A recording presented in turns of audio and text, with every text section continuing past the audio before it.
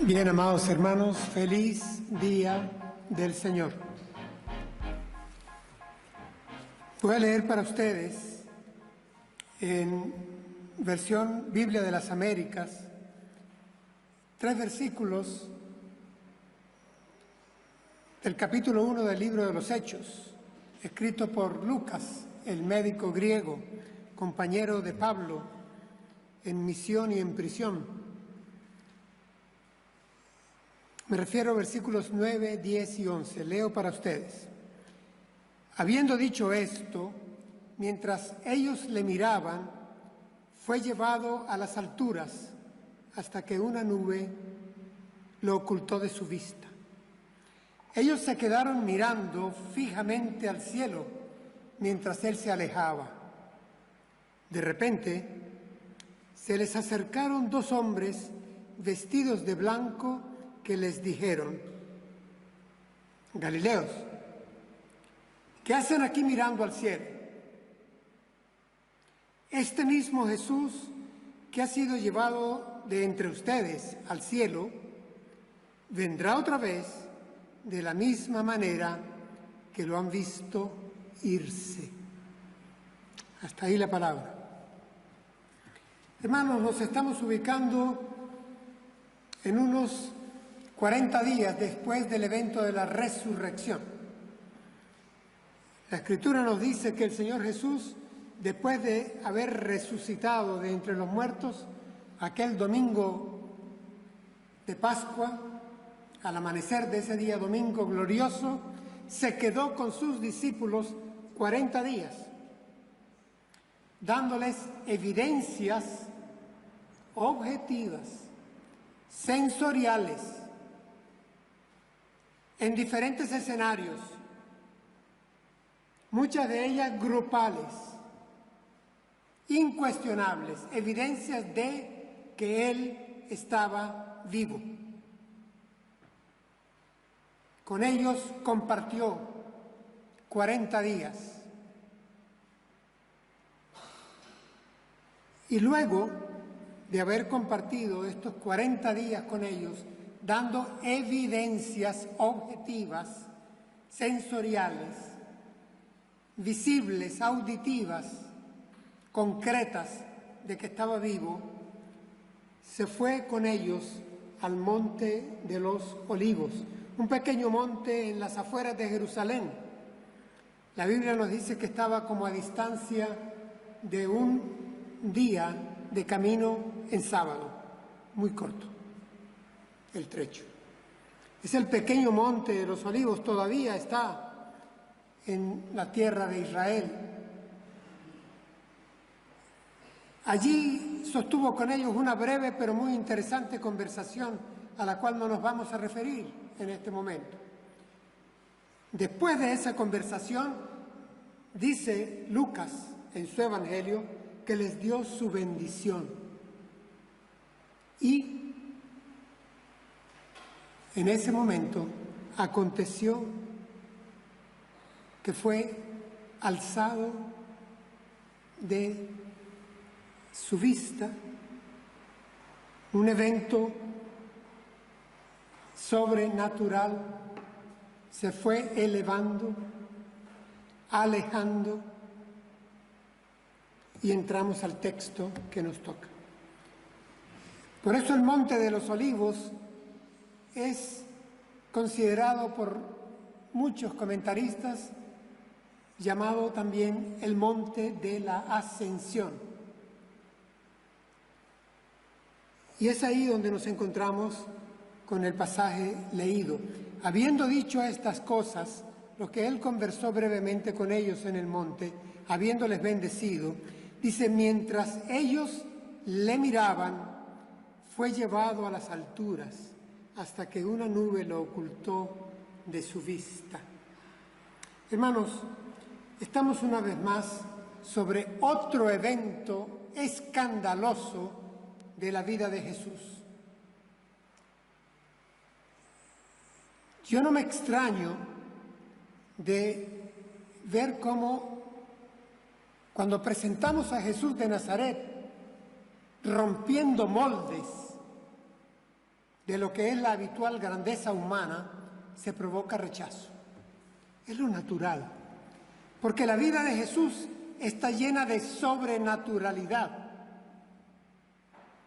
Es un reto a la razón,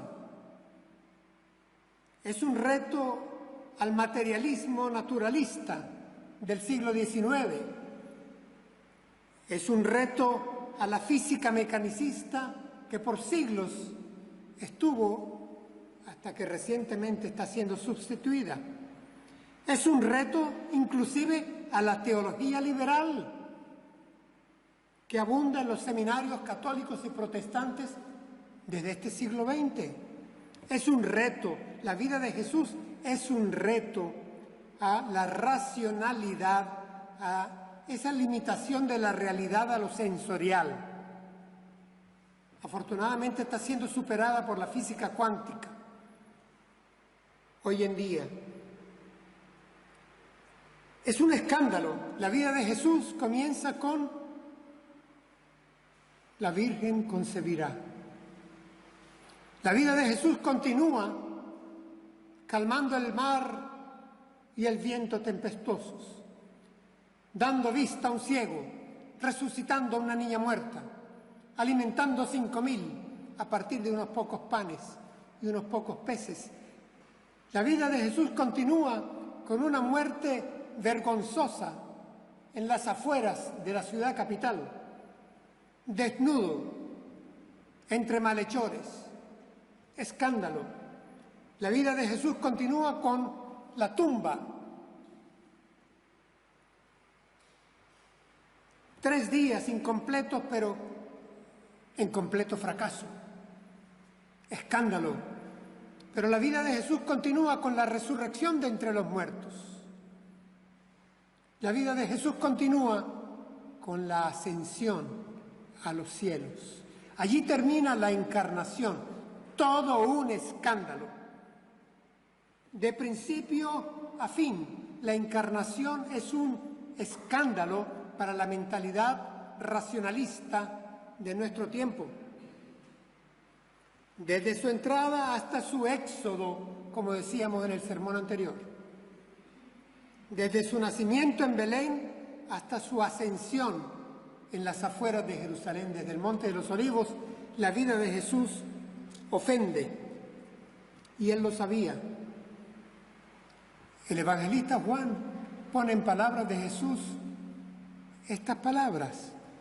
Él les estaba hablando a la multitud que se llamaban a sí mismos hijos de Abraham.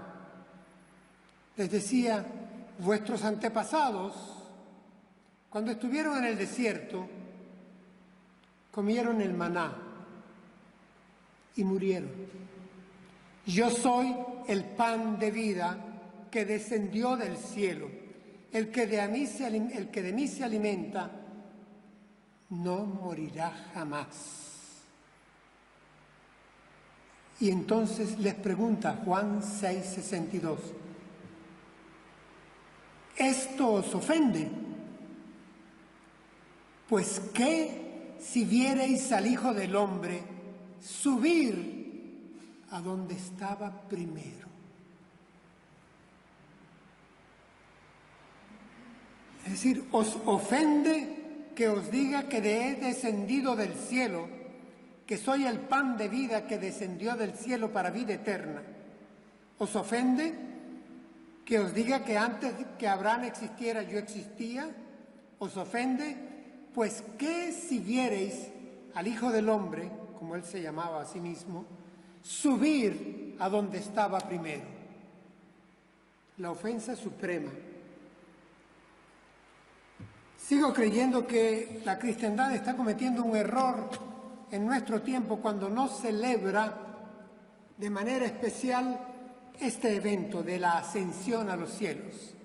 Celebramos el nacimiento, celebramos la crucifixión, celebramos la resurrección, pero estamos dejando pasar inadvertido el evento de la ascensión a los cielos, que es el evento de la glorificación del Hijo de Dios. Es el final de su encarnación. Y no lo estamos conmemorando. La iglesia primitiva lo hacía y tenemos testimonio de ello en la patrística temprana y en la patrística tardía.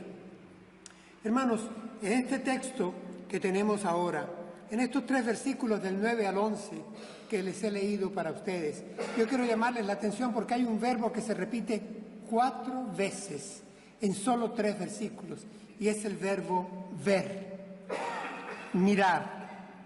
Dice que mientras ellos le miraban, después dice más adelante, se quedaron mirando fijamente. Luego agrega que son interrogados. ¿Qué hacen aquí mirando al cielo? Y al final se les afirma que Él volverá de la misma manera que lo han visto irse. 4 veces hay alusión al verbo ver. Hoy en día, una de las frases más cortas, y según algunos, más lapidarias para la fe. ¿Cuál es? ¿Qué nos enrostran con frecuencia? Ver para creer. Pero aquí aparece el verbo ver 4 veces. Jesús quería espectadores, testigos, a la luz del día, que estuvieran con Él en determinado momento, en determinado lugar, porque iba a darse un retiro visible de su encarnación. Un retiro gradual, lento, pero suficiente para que ellos pudieran atestiguar que esto estaba pasando y lo pudieran luego contar. Se había cumplido lo que Él había asegurado, lo que Él había pedido en la oración cuando Él ora la noche pascual y le pide al Padre: Padre, ahora dame la gloria que tuve contigo antes que el mundo fuese. Y aquí el Padre se la va a dar, le va a ratificar su gloria. Les decía que este es el monte de la glorificación. Si el Calvario fue el monte de la condenación, si el monte Hermón, como predicamos en sermón anterior, fue el monte de la confirmación, este es mi Hijo amado, óiganlo a Él. Este es el monte de la coronación, de la glorificación. Jesús pasa con testigos, con espectadores, del mundo visible al mundo no visible. Hermanos, ¿saben qué? Debemos de llamar un poquito a humildad a los que hablan de ver para creer, porque hay cosas que no vemos y sin embargo las creemos. Y no hablo del mundo de la fe o el mundo de las religiones. Usualmente, les voy a decir algo más, siendo apologeta, la mayoría de los hombres ven cuando quieren ver, ven como quieren ver, ven a donde quieren ver cuánto quieren ver y ver lo que quieren ver. La mayoría de los hombres son selectivos al ver, no es solo el mando del televisor, es que escogen dónde ver, dónde fijar su mirada, a qué prestar atención, de qué informarse, de qué leer, qué ver. Vamos, y de eso viene el creer en ellos. El Señor Jesús habría de decirle a Tomás: bienaventurados los que sin ver creyeron. Pero aquí en el monte de la Ascensión, Él pide testigos, porque Él les ha dicho en esa conversación muy breve que tuvo antes: me seréis testigos en Jerusalén, en Judea, en Samaria y hasta lo último de la tierra. Me seréis testigos, me seréis testigos. Hermanos, Jesús no desapareció. Jesús no se fue a un planeta diferente, a una galaxia ignota, no se fue simplemente lejos y arriba. Jesús se fue a otra dimensión de existencia, a otra condición de existencia. Jesús entró, como dice un teólogo muy querido mío, Jesús entró en la invisibilidad, en una realidad que supera y trasciende la nuestra. Triste aquel hombre que a día de hoy reduzca la realidad a lo que él puede entender, ver, saborear, tocar. La realidad trasciende eso. Y si no, infórmese, vaya a las ciencias, a los posgrados universitarios, para que se dé cuenta que la realidad no se limita a las 3 dimensiones que manejamos, ni a nuestro sensorio, trasciende ello. La ascensión demuestra que Jesús no estaba, pues, atado a la legislación natural, a la legislación conocida. Vamos, si nosotros queremos dar un salto, si queremos ser olímpicos, pasaremos discretamente los 2 metros de altura con un salto sin pértiga, pero no más de allá. La ley de gravedad se las trae, ¿no? De eso es testigo cualquier caída que tenemos. La ley de gravedad existe. Y aquí se está retando la ley gravitacional. Es un acto sobrenatural. Pero miren, lo que en cambio aquí también está sucediendo no es solo que se reta eso, sino que se está yendo acorde a toda la cosmogonía, la cosmología, la cosmografía, la teología hebrea. Vamos, ya les he dicho, para los hebreos, para los judíos, estaba la tierra, estaba la bóveda celeste y estaba el submundo de los muertos. Así lo veían los hebreos hace 3000 años, hace 2000 años, pero ¿saben qué, hermano? No nos escandalicemos. Así lo vemos todavía nosotros en el siglo en que estamos. Todavía oímos hablar en televisión a gente que no cree en Dios y dice, se fue mi padre donde quiera que esté, y no sé por qué levanta los ojos y señala para arriba. O yo tengo un familiar que ve por mí. O a donde quiera que vayamos y por algo mueven el cuello y miran hacia arriba. Es que todavía tenemos esta idea, esta cosmovisión y cosmografía en nosotros.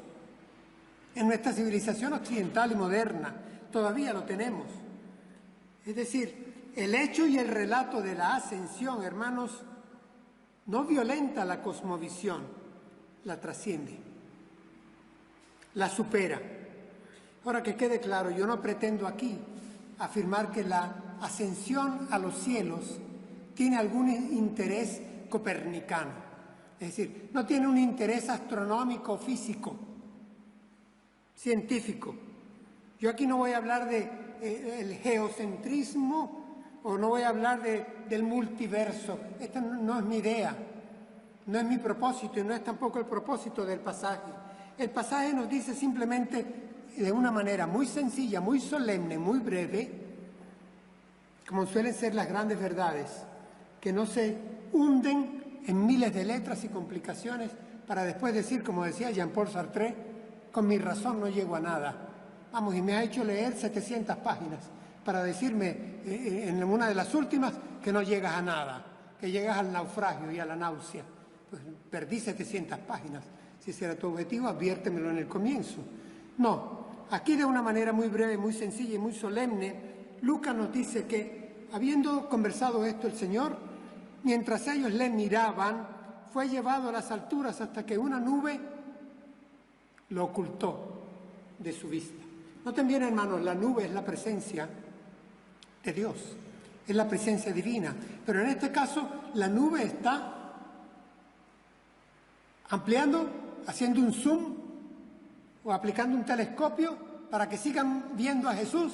No, la nube les dice suficiente y ocultó. Ya no más, ya vieron suficiente. Ascendió y se fue de lo visible a lo invisible. Abandonó la realidad de las tres dimensiones terrenales. Son testigos. Suficiente. Ya pasó. Es lo que llama un comentarista, y me encanta la expresión, una nube reverencial. Una nube reverencial. Una nube reverencial. Me hizo recordar, y por eso quiero leerles apenas un breve texto, 2 líneas.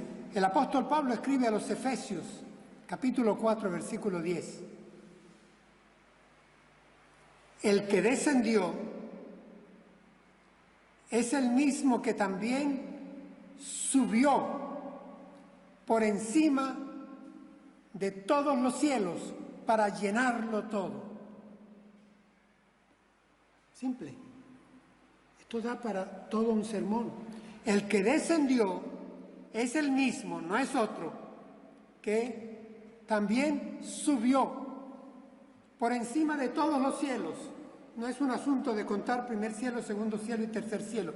Por encima de todos los cielos, para llenarlo todo. Hay una versión que me gusta, dice, para llenar toda la creación con su presencia gloriosa.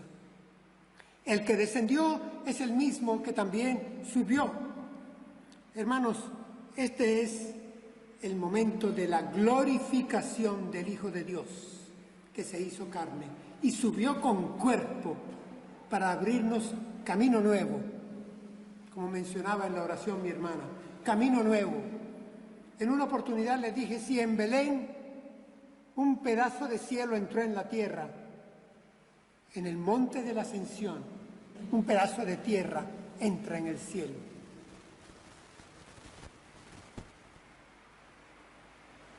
La Escritura nos dice, continuamos el texto, que ellos se quedaron mirando fijamente al cielo mientras Él se alejaba. Y hermanos, aquí hay un peligro.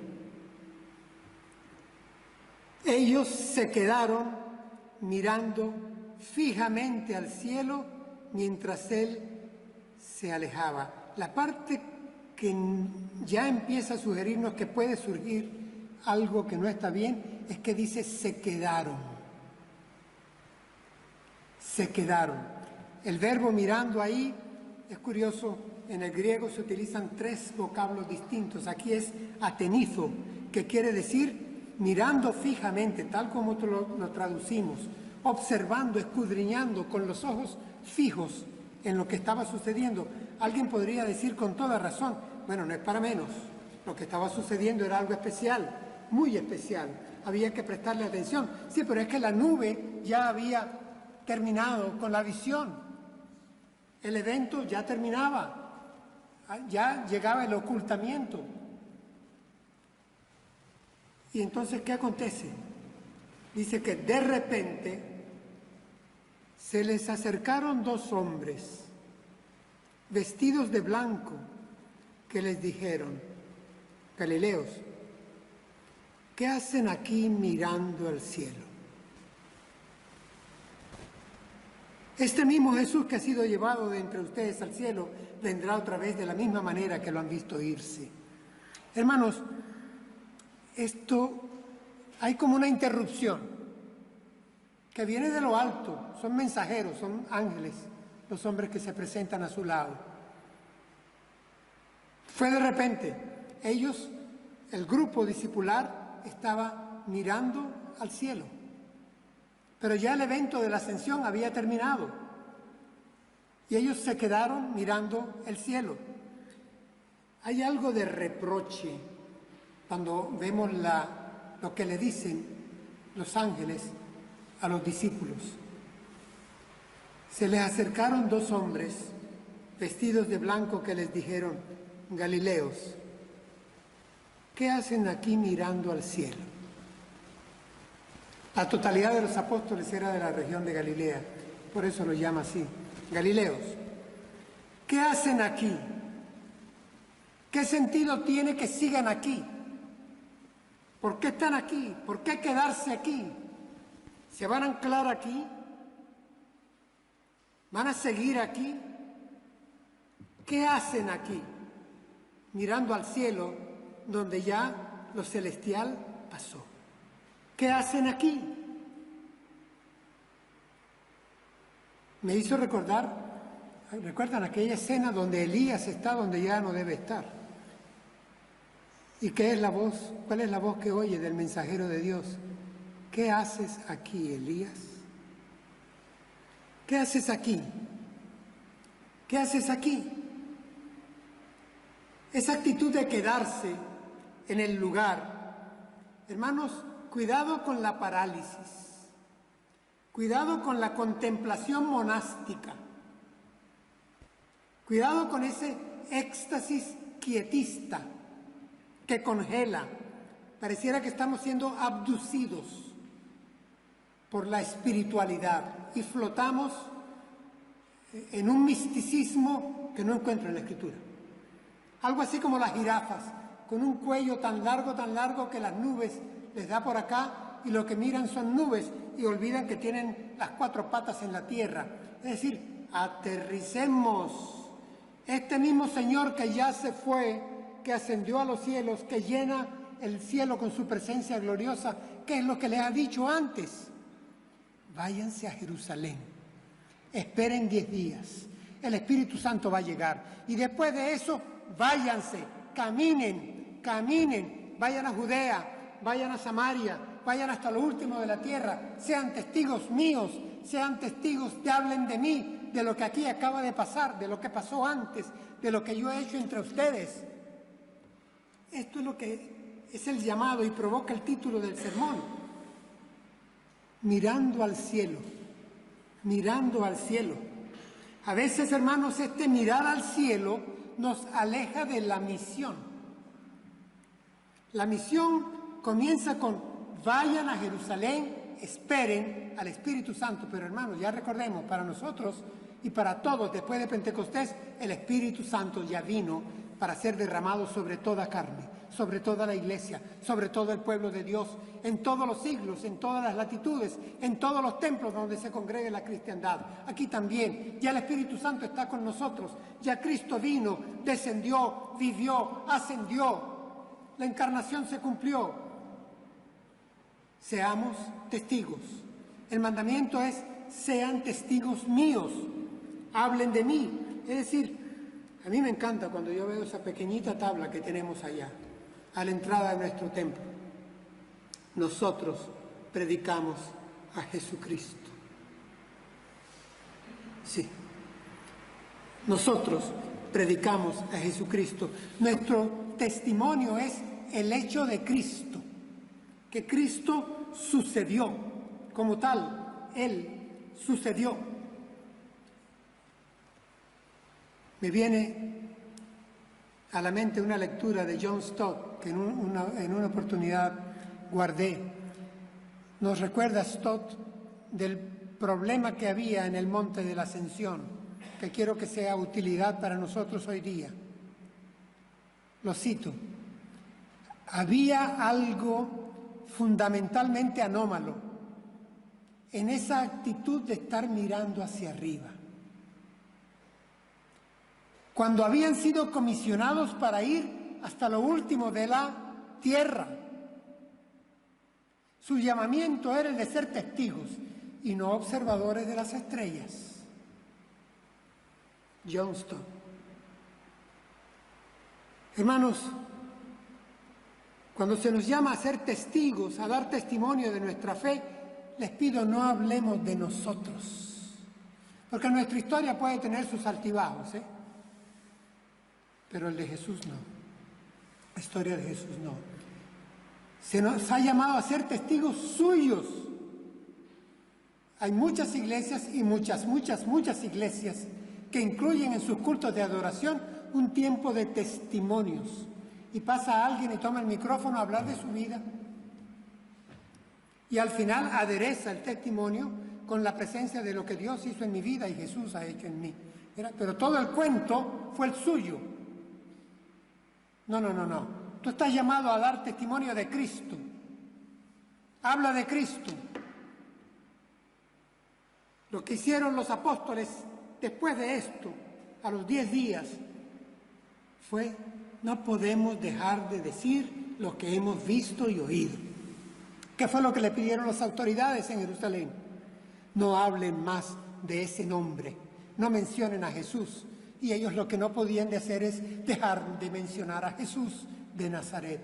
Nuestro testimonio tiene que ser testigos de Jesús de Nazaret, el que descendió, vivió y ascendió a los cielos.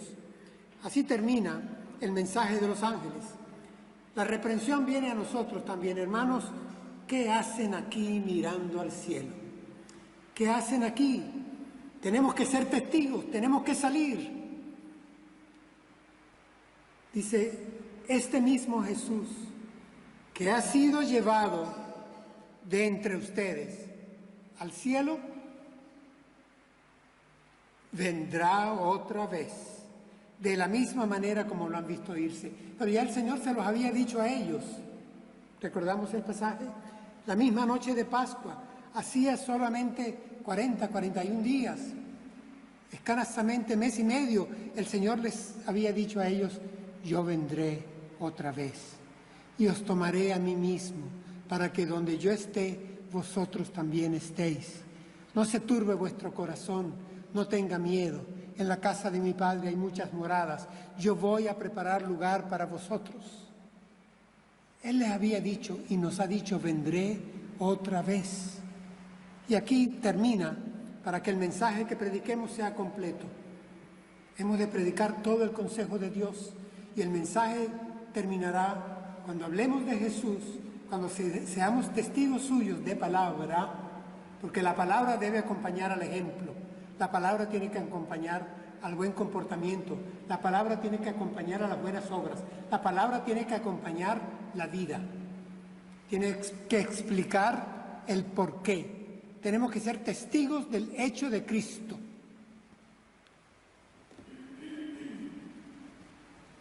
La palabra nos invita a decir, ven Señor Jesús. A decirles a los otros que además del escándalo de la encarnación, además del escándalo de la vida y palabra de Jesús, además del escándalo de la muerte y la resurrección, además del escándalo de la ascensión, hay otro escándalo más. El Señor vuelve. El Señor regresará. En un abrir y cerrar de ojos, volverá de lo invisible a lo visible. El Señor volverá. Tal vez nosotros no le veamos cuando esto acontezca. Tal vez hayamos partido con Él primero. El apóstol Pablo esperaba que no fuera así. Él quería que el Señor Jesús regresara mientras Él estaba en vida, pero no fue así. Tal vez algunos de nosotros ya habremos partido, es lo más probable, o tal vez no. Tal vez sea mañana, tal vez sea en muchos años. Para el Señor, 1000 años, un día. Un día, 1000 años. Pero parte del testimonio que tenemos que dar de Jesús es que Jesús está en el cielo actualmente, en otra dimensión, a la derecha del Padre, intercediendo por nosotros, sustentando el universo con su palabra gloriosa, y habrá de venir a juzgar a los vivos y a los muertos. Prediquemos, seamos testigos del Señor, no nos quedemos mirando al cielo.